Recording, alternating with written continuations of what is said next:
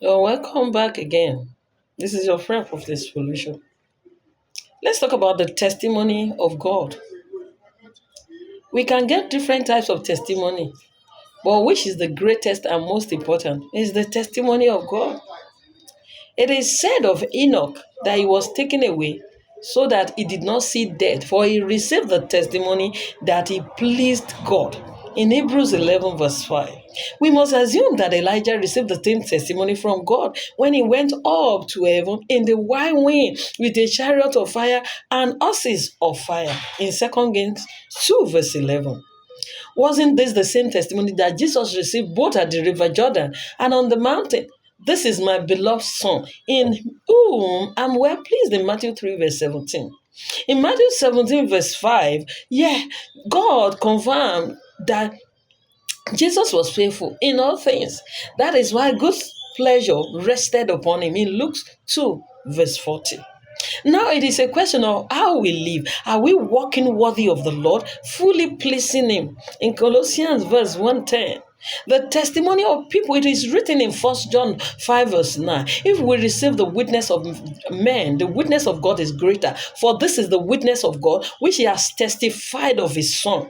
So when we live righteously in this world, we will have the testimony of men. It is written of the overseer that he must have a good testimony from those who are outside, according to 1 Timothy 3 verse 7. Therefore, it is required of a servant of the Lord that the outward testimony is in order. When we receive this testimony, the apostle says that the witness, the testimony of God is greater. Consequently, we must strive to obtain the greatest and the most glorious testimony. The testimony of the water and the testimony of the blood.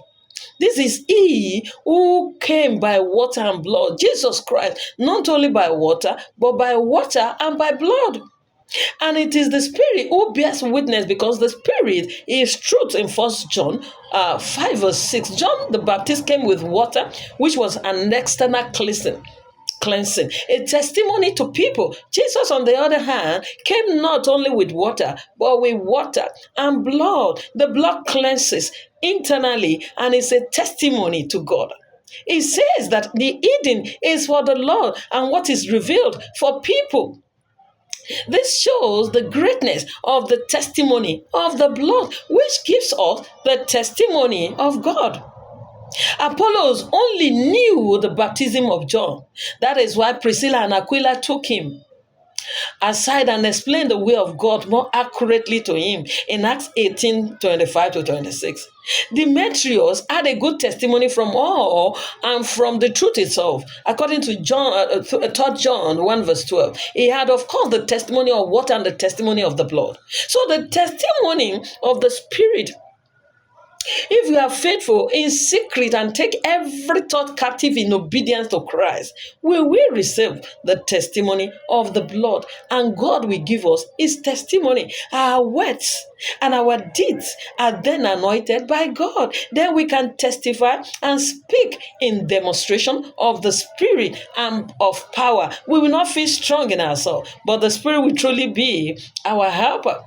Because the Spirit bears powerful witness and anoints the message so that it becomes a great blessing.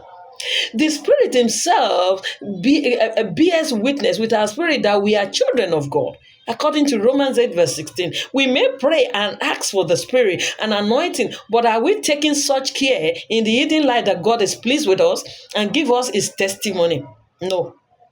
So keep pressing. God will see us through. See you in the next video.